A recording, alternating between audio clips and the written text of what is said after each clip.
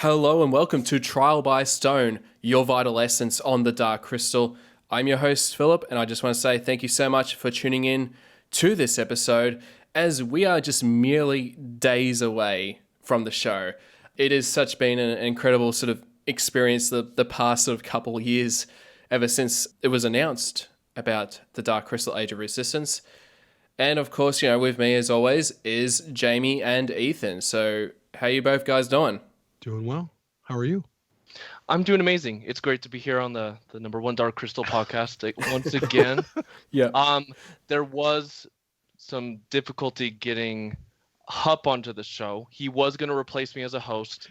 He said, "Ethan, you keep doing it for now." It's a bummer. I really wish he was, here with us today, but you got me. Did you see his contract? Did you see how much he wanted? That was a lot of pages. Yeah, that was a lot of pages. He can't even write. Yep, so many pages. He wanted like 30,000 per episode. Yeah. In podling money. I said no. I think he wanted a collection of spoons as well, for cooking or something like that. Sorry, Hupp. It ain't going to work out. Sorry, Hupp. Yeah, you need to go back to D. I know. We'll definitely have him as a guest on a future episode of Trial by Stone to chat to Victor about. To discuss podling recipes, right? Yeah. It's true. Yeah. Podling spaghetti. And also, I mean, we'll definitely get Joe on the show, because I know J.M. Lee, I think he wrote a lot of the podling language, that he gave to Victor to go through, for the show. So that's going to be really interesting as well, having him, learn about all the language of the podlings. And Yeah, how freaking cool is that? I mean, I think they spoke Croatian or something in the original, and I think they said, well, we can't have Croatian viewers thinking, why are they speaking my language? That's kind of weird. So they called up Joe and said, whoa, dude, you're the bomb. So how about you keep being the bomb and make up a whole language? And he's like, dude, I got it. Let me just, I got some notes here. And he passed them along. And how cool is that? That's the coolest thing. Very cool. Gold star from me. Oh, yeah. And it's just been fantastic about just, how fans have sort of become part of the Dark Crystal. I mean, with Joe, with writing the 4 books and then ending up, being a part of the Age of Resistance. So it's just really exciting times that we're in at the moment. And I mean, we just want to record the show, of course. I mean, there's been so much that's been happening in the past couple of weeks, but also I think this is really going to be like the last sort of show, before we dive into this new era of the Dark Crystal with Age of Resistance. A very surreal experience that I think all of us are having right now. Yeah, it's pretty awesome. Everything sort of happening. It's like that moment in being released in the footage of Broya in the library and all the papers flying around. That's what it feels like to be involved in this community right now. And I've said this before briefly on the Facebook group cast for Crystal Shard, which is just an off-the-cuff, unorthodox discussion of friends. It's not really a podcast. It's just a great neighborhood thing. But I have never seen the kind of growth and interest in anything like I've seen with Age of Resistance. And I'm in dozens of groups. Alien, Blade Runner, Star Wars, you name it. I've never seen the kind of growth that Crystal Shard has received. I've never seen the kind of interest. I mean, you're talking thousands of people every day. It's really a magical thing to be a part of this community and anticipate the show with so many people. It's like a miracle. It's awesome. Yeah. And first of all, I mean, I want to send congratulations to you and Ethan and everyone from Crystal Shard, to Doug as well. As of this recording, you just recently got, I think, up to 8,000 people, 8,000 members on the Crystal Shard. So it's just fantastic. Just that community has just really been growing pretty much on a daily basis. And yeah, I mean, once the show's going to come out, it's going to expose the Dark Crystal to so many people who are going to be watching it for the first time and want to know more about Dark Crystal. And the Crystal Shard is just one of the many groups to check out. The Crystal Shard is such a fun place to be, at least it is for me. Every single day, people come out of the woodworks and they post their memories. It's so fun to see people celebrating Dark Crystal. It's almost like it's been asleep in so many people, They don't really talk about Dark Crystal, because it's kind of a niche thing. But now with Age of Resistance coming, people are coming to the Crystal Shard and they're sharing all their feelings about it. It's so cool. Yeah, and we just got a new admin. Her name's Roxy. She rocks. It's absolutely incredible. And if you're not a part of the group yet, join today. Facebook.com/groups/Crystal Shard. Yeah, and we'll definitely put that link in the show notes for anyone that's interested in being part of the Crystal Shard community at facebook.com/groups/Crystal Shard. One note about the Crystal Shard, which I think is really worth mentioning, and this is something that we've recently discovered. As we all know, all three of us are involved in a lot of different fandoms. We follow a lot of things. Fandom tends to be a boys' club. Certainly there are women involved, but the loudest voice, the people running everything, the people involved in all the groups, mostly are men. The Crystal Shard is different. Of 8,000 people, over half of them are women. So the women outnumber the men, which I think is really special. It also sort of reflects that matriarchal society seen in the Dark Crystal, and we will see more in Age of Resistance. And yeah, I just think it's a really, really, really wonderful thing, and it's not to be discounted or blown by. It's another thing that makes the group special. And there are plenty of other groups out there. People can join them and have a great time. We love our group. It's been a lot of hard work. It's daily work. We wake up in the morning and we get like 15 membership requests every 10 minutes. Wouldn't you say that that's correct, Ethan? Around? Yeah, and it's hard work. I turn my head for a minute and they're coming in droves. Yeah, it's such a cool surprise. 54% of the 8,000 members are women. So that's awesome. Absolutely. Everybody's welcome. Super cool. It is really awesome. And yeah, I'm just excited to see, more, a lot more discussions to come, like with the Crystal Shard. And like every time I wake up in the morning, there's just threads and just lots of messages. I'm just trying to catch up all of it. And it's been incredible. I mean, of course, we'll talk about some of the things that have been happening in the last sort of couple of weeks with Age of Resistance. It's really just building up towards the launch of a show, essentially. And so, I mean, we've had quite a few videos that sort of popped up. I know there was one video called "What is the Dark Crystal," which was sort of like a guide for new fans, or as well as fans of the Dark Crystal that needed a refresher on what Age of Resistance is about. And yeah, I thought that was like a really, it was a good video. But I will say probably the next video that did come out, I think it's called Returning to Thra. And I thought that was a really well done video Netflix put together. And I just wanted to know your thoughts about those, like the two videos that popped up that was sort of a bit of a making of, or a little behind the scenes with a bit of new footage from the show and all that kind of stuff. Yeah. Returning to Thra video absolutely blew my mind. It had lots of new footage I've never seen before. Blew my mind. All the Skeksis are absolutely gorgeous. It really introduces new viewers to the world of Thra. It tells you everything you need to know. It's a matriarchal society. Gelfling society is. The Skeksis, they're who they look up to. Really helping new viewers get accustomed to the world of Thra. It's very well made. I think Netflix really knows what they're doing, trying to get everybody on the same page when the series premieres on August 30th, which I was a little nervous about. I was like, this is a 37-year-old franchise, and like 99.9% of fans, haven't read World of the Dark Crystal, haven't read James Lee's novels. Are we going to be thrust into the deep end here? But no, Netflix, over the course of 90 days or something, they've really helped fans ease into the water, in my opinion, and they're doing fantastic. I'm so excited for. I think this franchise is really going to take off from that. Cool shots in the video.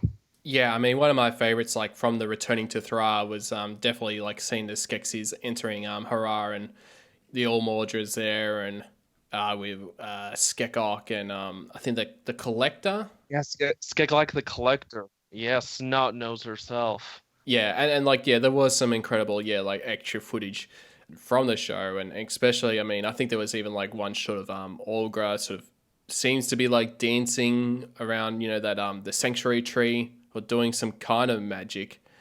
So yeah, there's just a lot to look forward to. Yeah, with that for sure. Yeah, I really love everything that we're seeing. It is a lot. It's glimpses. Also, people have to realize, like, I think we were talking we have a private group called Nerds of the Crystal, which is just a bunch of friends chatting away 24/7. Some live in the UK, some live in Australia, Bill. Some live in Utah, some like me live in Los Angeles. And we just talk all day long or when we can. And someone was like, "Oh, I can't watch anymore."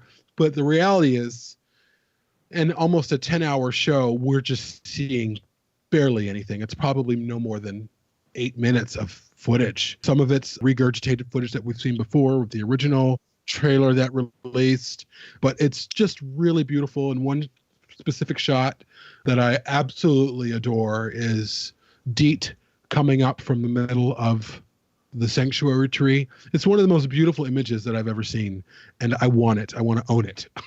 I want like a poster of it. It is really what drives home for me, seeing all of this footage, seeing the behind the scenes. Well, certainly the behind the scenes stuff is so awesome because it's like watching magic happen. We know what's going on. We see these beautiful sets, and we see these people with puppets over their head, but they don't seem like puppets over their head. They just seem like creatures above their head. We understand how it's all working, but it's still this place of magic and wonder.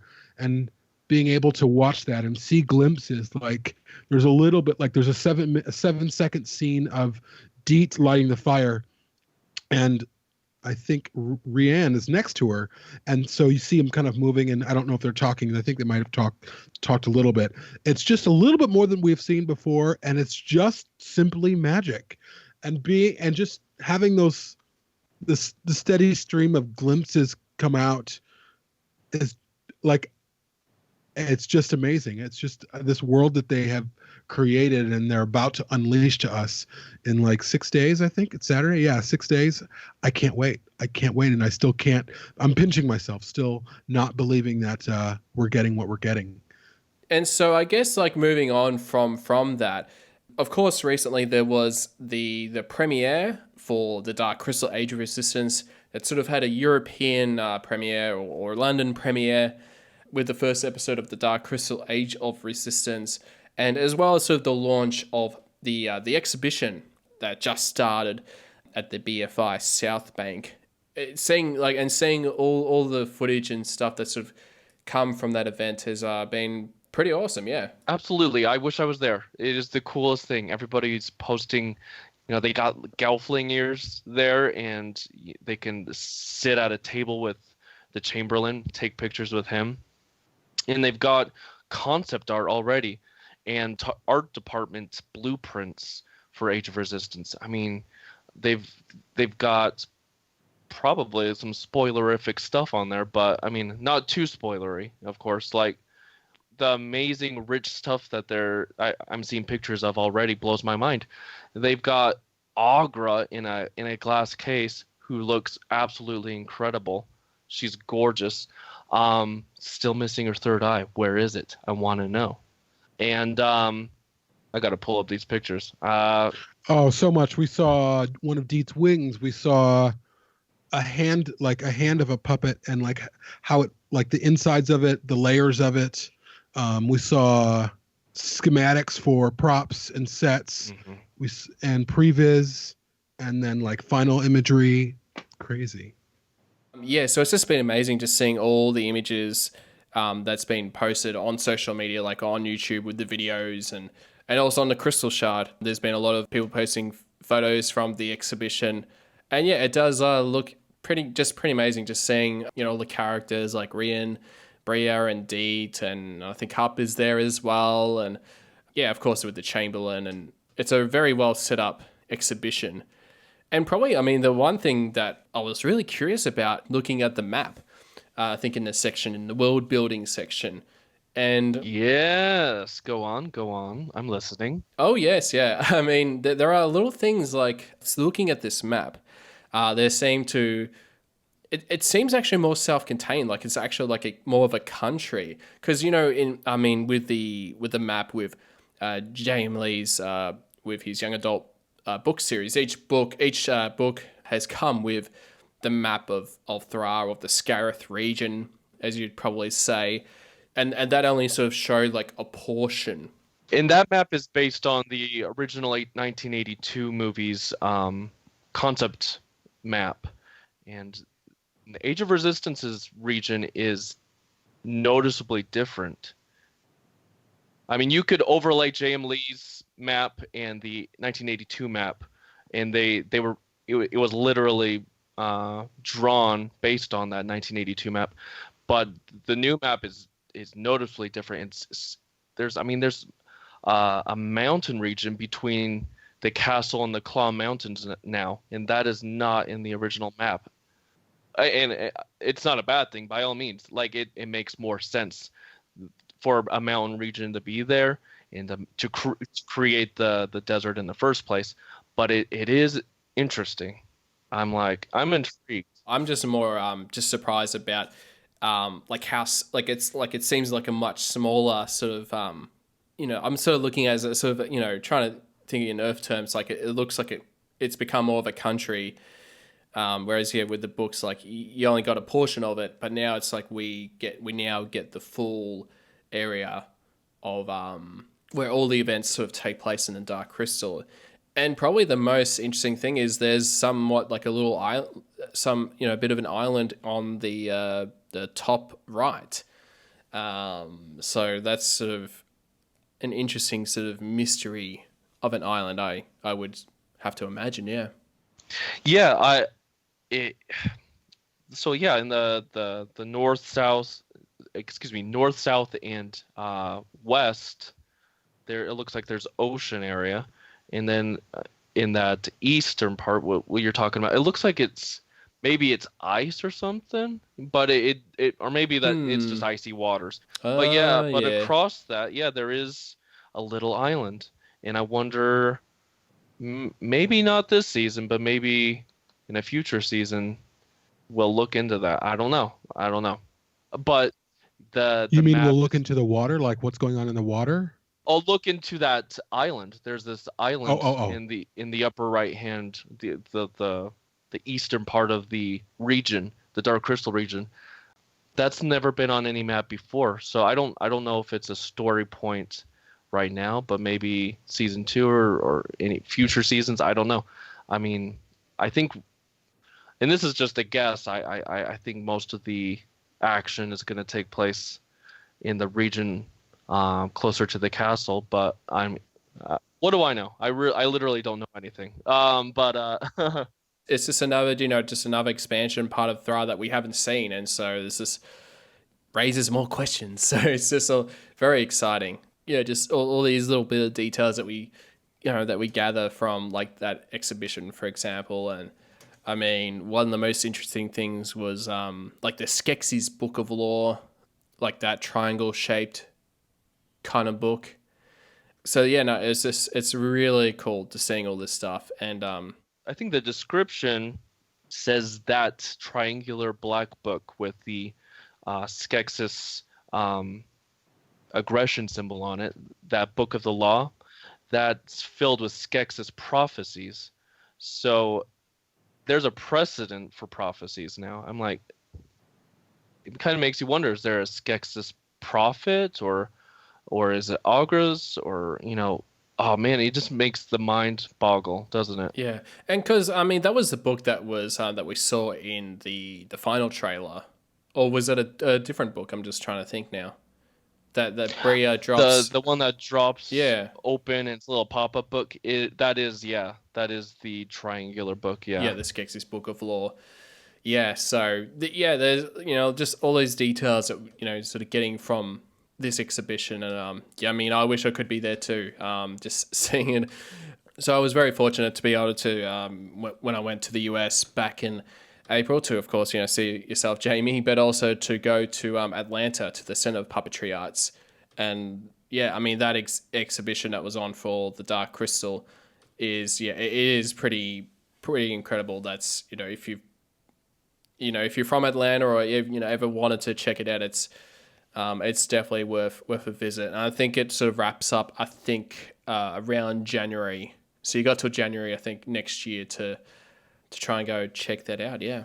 And so I guess from that, I mean, it's been awesome just seeing sort of, you know, the coverage that we've been getting, like especially from the premiere where they did show the first episode of Dark Crystal: Age of Resistance.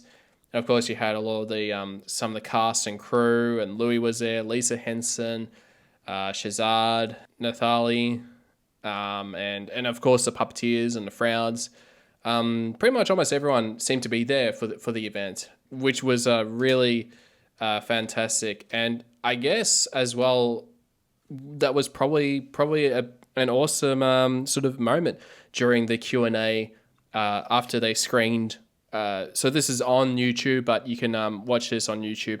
That after the premiere of the first episode, that they had a Q&A session, and I know that someone asked Louis Leterrier about getting input from fans, I guess, for the Dark Crystal: Age of Resistance. It was actually awesome to hear Louis sort of giving a bit of a shout out to the Crystal Shard, to your group. So I thought that must have been a pretty amazing moment for you guys to sort of hear that from Louis. Oh yeah, someone messaged us and told us that, and we lost our minds. We were screaming, we cried. Doug Bodine, he wiped some tears away. Sorry, go ahead, Jamie. No, it's fine. Yeah, it's really great. You know, it's just one of those things that legitimize something that you're doing. Not that we already didn't feel like, hey, this is a great community, certainly that Doug founded, that we were a part of, free of bullying and toxicity, and really just this place of love. Really, it's like a love fest. It's really great, but it's just a really healthy place to be, and it feels like a really good representation of fandom and new fans.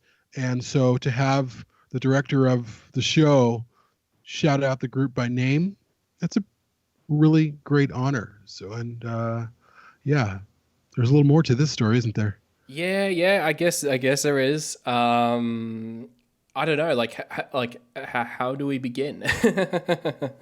Well, let's just say this. Let's just say, for the record, Ethan, Phil, and I have all met Louis, and we've spent time with him, and he is an incredible guy. Not what you think of when you think of Hollywood people. He's not one of those people. He's just very self-effacing. He's very down to earth. He treats us like we're kind of part of the family. There's no distance from him. There's no oftentimes, and I said this in another podcast, where you will meet people who are involved in the industry, quote unquote, and they'll be nice, but they'll be distant, and they'll be looking at you like, well, who are you? And what are you doing here? And what can you do for me? Or, oh, that's nice, honey. You know, that kind of look in their eyes that people give you sometimes, that where you're not a part of what they're doing. Louis is not like that at all. He just makes you feel like you're important, that you're important to the journey of Age of Resistance as fans. And he's just been really, really great. And he's given us some quality time over the past few months. He was literally the nicest guy on earth. Yeah. And let me tell you, dear stoners, he bought me lunch. Actually, I stole his sandwich by accident, but he let me have it. Me and my wife, and it was so kind. And no, he was the nicest guy. He's literally about 9 feet tall, maybe 10 feet tall, and 12 feet tall. Yeah, sorry about that. 12 feet tall. I'm pretty tall myself. I'm about 6'1", and I literally and figuratively, metaphorically, religiously looked up to him. It was so surreal, and he just was so chill. I was expecting a little bit more, not coldness, but aloofness, but he was so cool. And I'm just, man, you're the coolest guy. Can I just hang out with you forever? And he said, yes. But then he started talking to Jamie, but that was cool. Just kidding. Well, no, he's super nice. Absolutely. And then, well, the other part of that story is, okay, so me and Ethan and his wife were spending the day with Louis, and this was a few weeks ago. And so he gives Ethan his sandwich, Ethan and his wife a sandwich. And then Katie, who is the colorist for the Dark Crystal, she cuts her sandwich, her sandwich. Well, it was supposed to be in half, and she gives one portion to Louis, but she doesn't cut it in half. She like cuts it long ways, and he's like, "You can't even cut a sandwich." And they have a really great relationship. They're really funny. Louis is just a really funny guy. Like he could be a comedian. He's great. I mean, people have seen him on the panel for BFI. They saw him with Taryn and Mark Hamill at San Diego Comic-Con, and you just know that like he's just really funny, and he's sort of not the life of the party, but he doesn't make things so serious. Sometimes these people involved in the world of filmmaking or shows, they're so serious. Louis is not like that. He's just really funny, and so that was a really, really, really funny day. Or it was just a great day. Again, we were his guests, and it was a dream come true. Me and Ethan were looking at each other like, how is this happening? And it happened. Yeah, Katie, she makes the Dark Crystal look the way it looks. She is a god. She is a wizard. She's a mystic. And so when she did something to make Dark Crystal look beautiful, even Louis was amazed, and he would look at her and say, "You can't cut a freaking sandwich, but you can do your job." Like even he would bow down to Katie. She did an amazing job. So when you make screenshots of Dark Crystal Age of Resistance in the future, thank Louis, thank Katie for making it look so good. And the tons of other people responsible for it. Don't get me wrong. And I mean for myself, like I know Jamie and I we first met Louis like a couple of months ago when I was in the US, we'll just put it that way. But yeah, it was just such a great honor to meet him, and we just talked about Dark Crystal, showed us a couple of things here and there, but yeah, he's just just a couple of things. Just a couple things. But yeah, I mean, he's such an incredible guy, and like he's been working so hard on the show, unlike probably most other directors. Like he's working day and night to make the Dark Crystal Age of Resistance what it is. Yeah, so I had an incredible time, being able to meet him. And yeah, I mean, it was in a way that, like, we've, that Trial by Stone has sort of, become part of the family, which is just such an incredible feeling. And more so that, that people, from who work on the show, they do listen to this podcast, which is, again, another incredible feeling. Which with this podcast, it started as a very small podcast, a very niche thing sort of thing, but it all really changed once Age of Resistance sort of got announced. And I remember, Jamie, when I was like talking to you, I'm just like, oh, this changes the podcast so much more, like unbelievable. One final thing that I want to say about Louis is the day we met him, this is before we were even going to meet him, which is its own story, which we might get into one day. But I really he's a really great guy, and I'm not starstruck. I've never been starstruck. There are people like you and us. They have lives, they have families, they're raising children, they're married, just like all of us are. And they just happen to be in an industry that gets a lot of attention. But Louis' attention to us, not just to us as people, but to us as a podcast and as a fan community, it's number one, it's unprecedented. Number two, it just speaks loudly to fandom when people who are in his position can say, hey, no, I appreciate what you do and want to spend some time with you.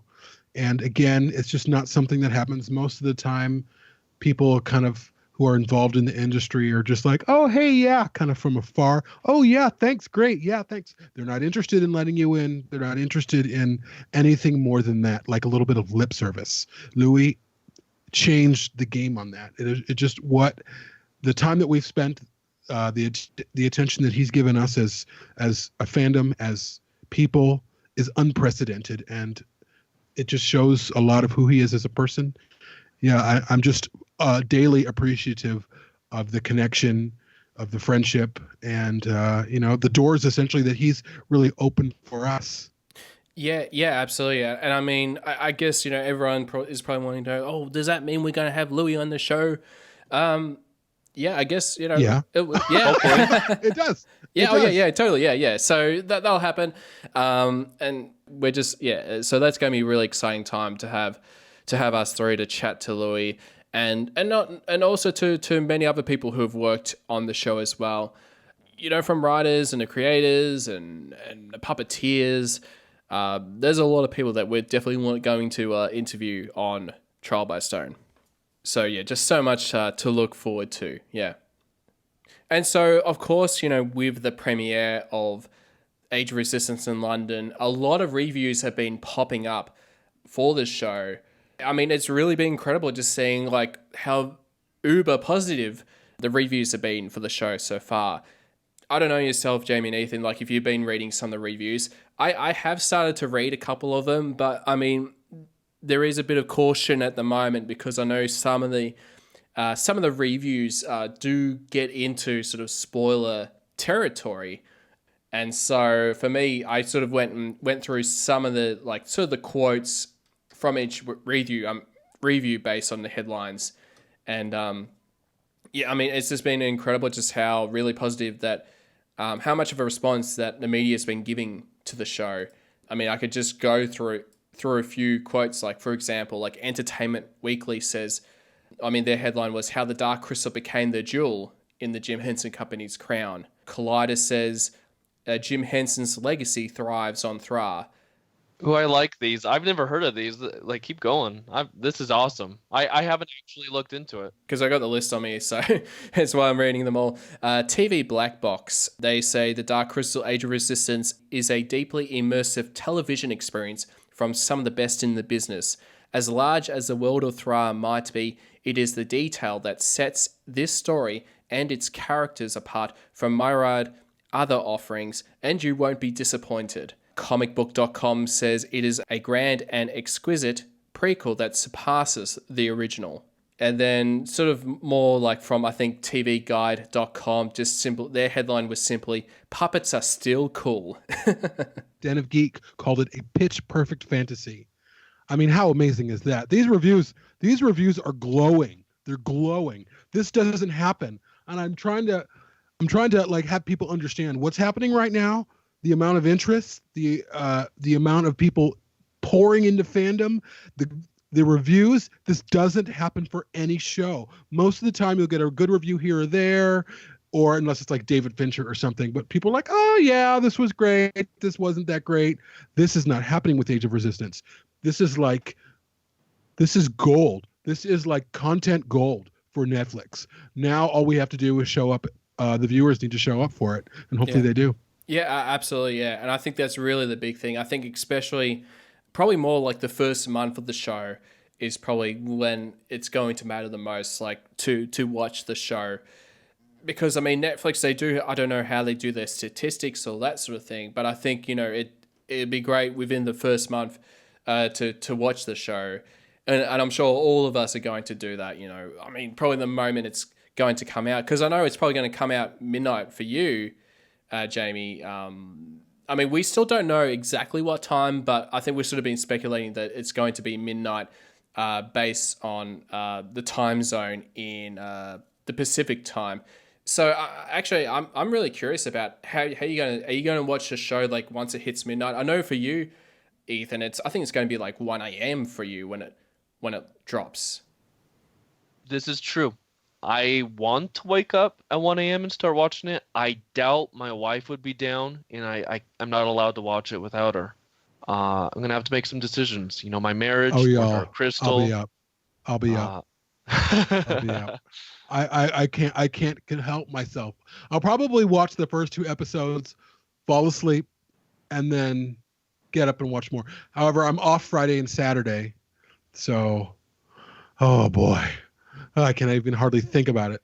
I know. And I think for myself, I mean, it comes out 5 p.m. on Friday, where I am in Melbourne, though I won't be able to watch it probably around 7:30 or 8 o'clock because I'll be working that day. And so, but I think, you know, I'm just so looking forward to, you know, watching the show and like just going through like probably 3 or 4 episodes a day and just get it all done by the weekend. And of course, record a lot of the podcasts, of course. We will be doing the round table shows for on the Dark Crystal Age of Resistance. So definitely be doing a lot of recording for some time to come. But yeah, it's just been really positive with the reviews, and I think even like BBC sort of says that this prequel to the cult puppet fantasy could have been a mere nostalgia trip, but the Age of Resistance is even better than Jim Henson's original. And I know that's blasphemy, but right now I kind of agree.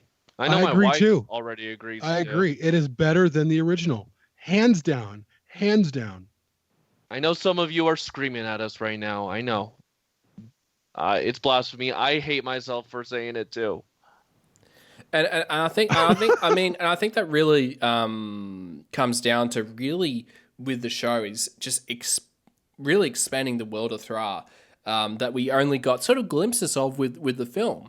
And so I think, having this sort of expansion, I mean, especially with having 10 episodes, 10 hours of Dark Crystal, Age of Resistance versus an hour and a half that we got with the original film, I think, yeah, I definitely think I could totally understand why, that it is probably even better than the original film.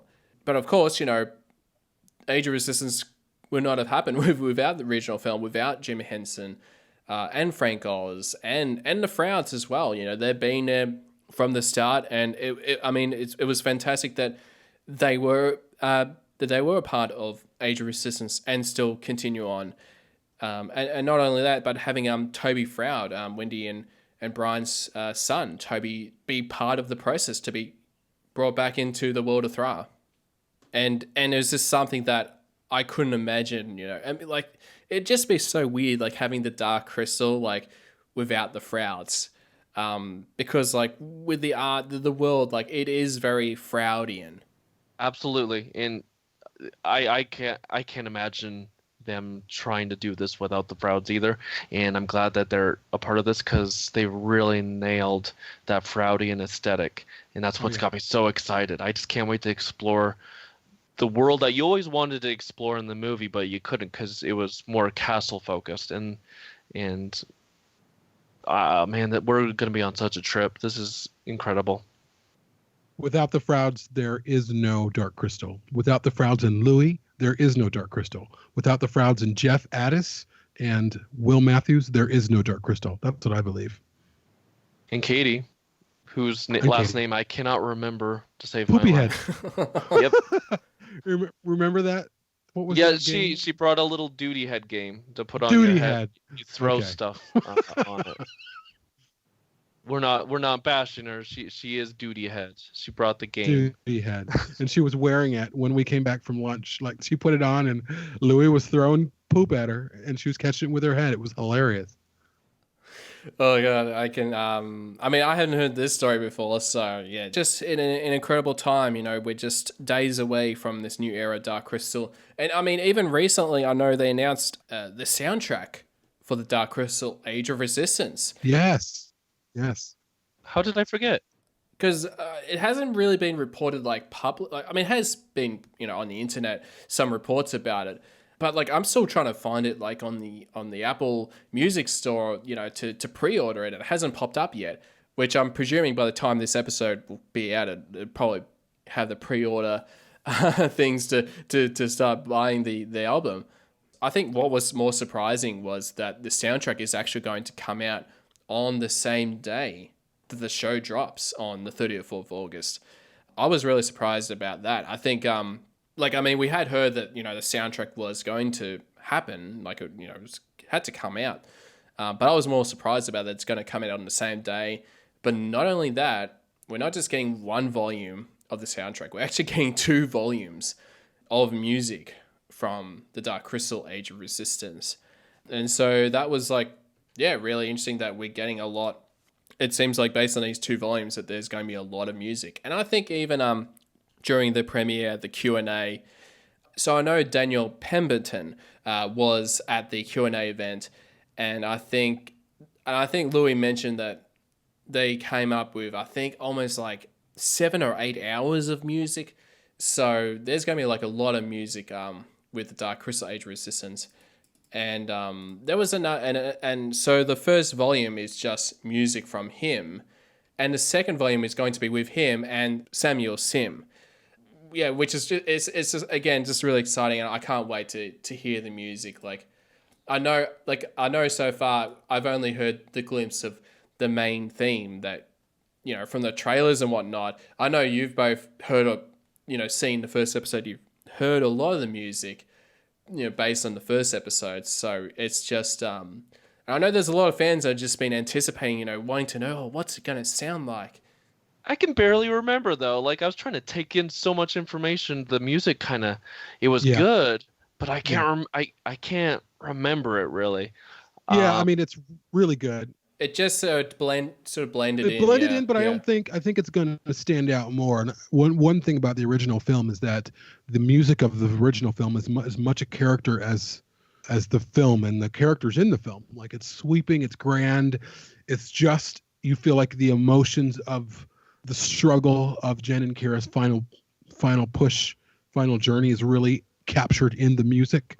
And I love the theme that we hear, the dim dim dim dim dim dim dim dim. Like it just feels like Dark Crystal to me. It just does. It just feels right for the Dark Crystal. And I think it's a harpsichord, but I really hope that the music just.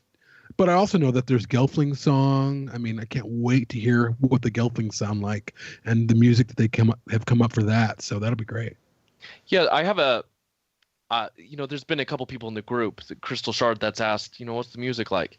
And I've got a theory on why, in my opinion, if you go into Age of Resistance, in my opinion, Ethan Erskine, I don't think it's going to be Trevor Jones. It's not Daniel Pemberton and Samuel Sim trying to emulate Trevor Jones. It's Daniel Pemberton and Samuel Sim doing music for Dark Crystal. It's them. And so it is different in my opinion. And I think the reason why is, I went back to the original movie, and I listened to it, and I asked myself, why does Age of Resistance sound different?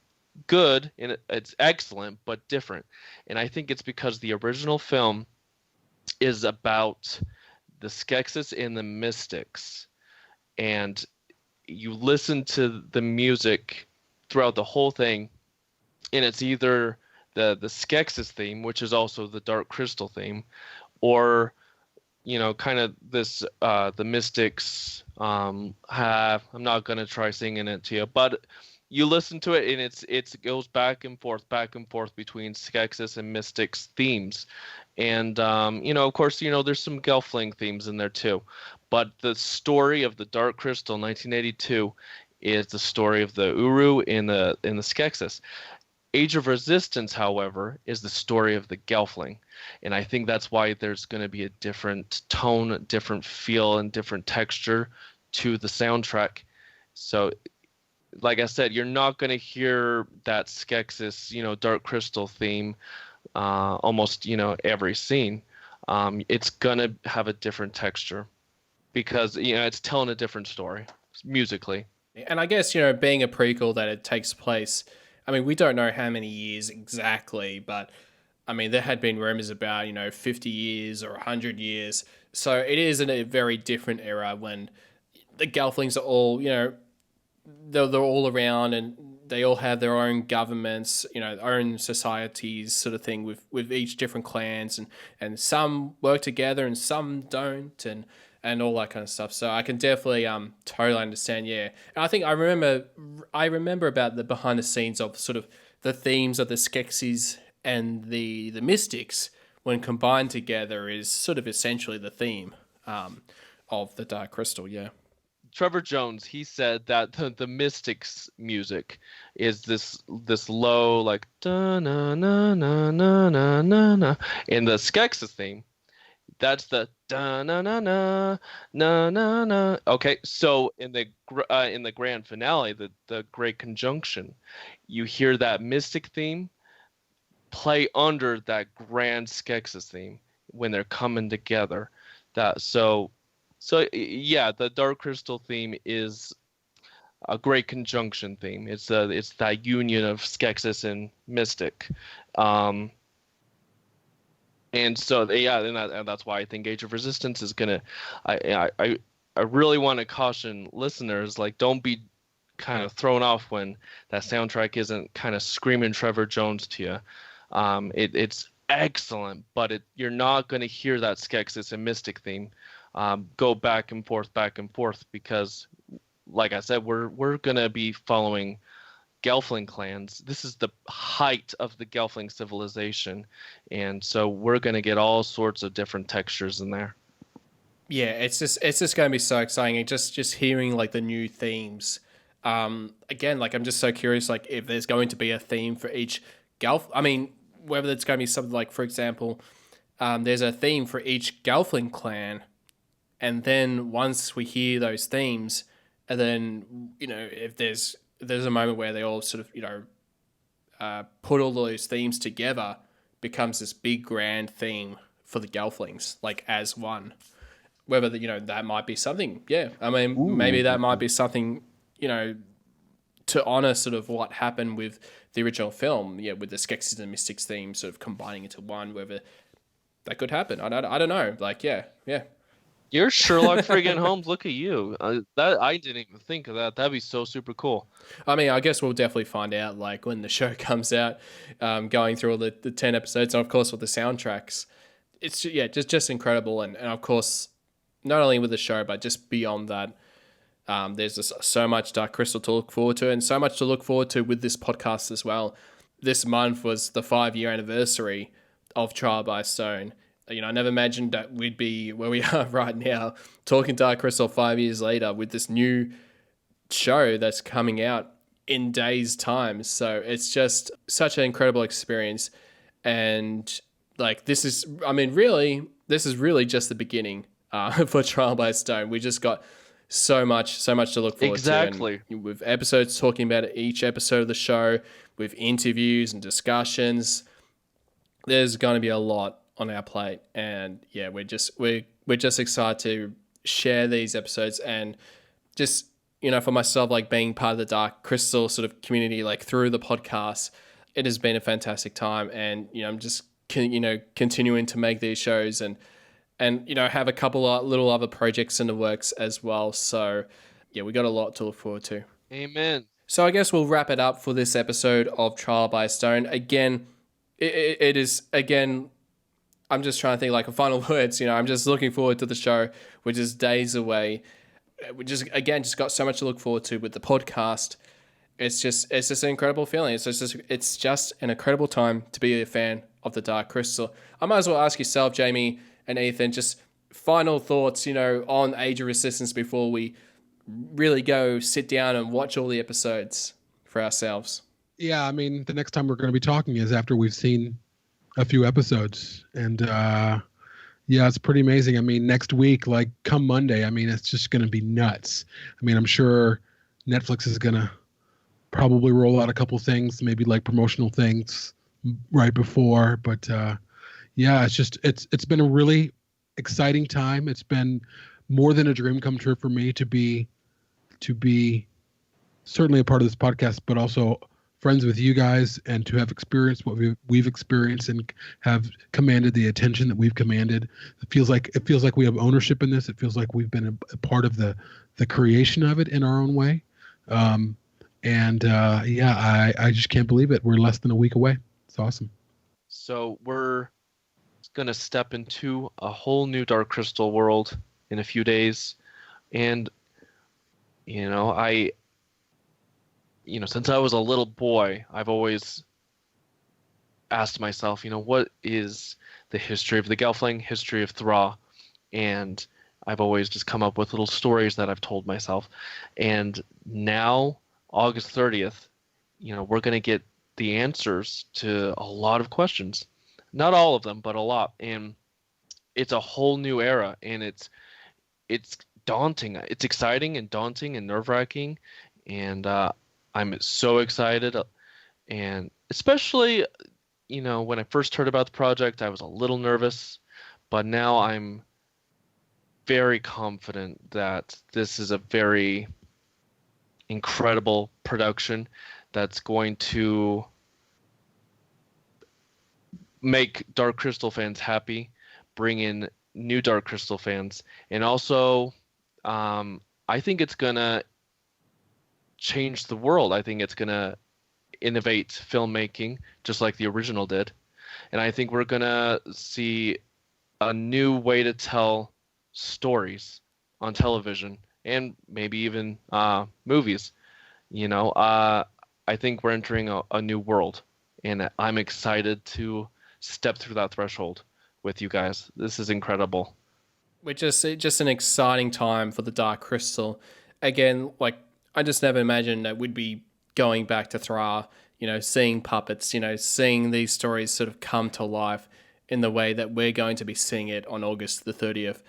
I mean, I remember when they first announced, the Power of the Dark Crystal sequel back in 2005, and it went through a lot of directors. I know one point it was actually going to be filming in Sydney, and I remember I was in high school or in the middle of film school, and I was like, oh, I'd love to do anything just to get on the set with the Power of the Dark Crystal, which, I mean, unfortunately it did get cancelled, but it's just incredible just to see Dark Crystal coming back in a huge way, more so than ever, really, since the original film. And I know when the original film came out, I know it did struggle a bit with people going into the movie thinking, oh, there'll be Kermit the Frog there, it's a Jim Henson film, that there'll be these Muppet-like characters. But the Dark Crystal is like an entirely different film, and it's just going to be really interesting, and I just can't wait to see. I mean, I'm just excited to see, what new fans sort of think of the show, because there's going to be a lot of people that are going to be, their first exposure to the Dark Crystal is going to be with this Netflix show. Yeah, it's pretty amazing. I also remember those days of 2005, hearing the announcement, and then later on, like thinking I would take a toothbrush and clean the floor of the studio to work on this show. And then, now here we are with more than we could ever dream of. Even the Hensons are surprised that we got this show. Yeah, we're just an incredible time. And again, to all the listeners, thank you so much for listening to Trial by Stone. Again, we got a lot more episodes to come, so definitely stay tuned. Yeah, see you, stoners. Love you. Bye. Bye-bye. Cool. Call me back. Text me.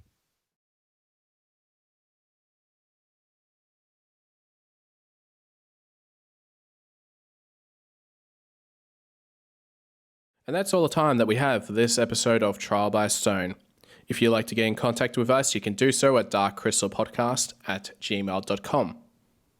You can follow us on Facebook at facebook.com/darkcrystalpodcast.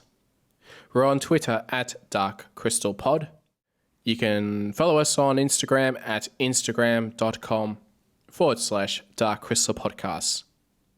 We also have an official website for Trial by Stone, which you can check it out at darkcrystalpodcast.com. If you like the show and you think that others would love it too, then please write a review for the show. It'd be greatly appreciated. Thank you all so much, and stay tuned for the next episode of Trial by Stone.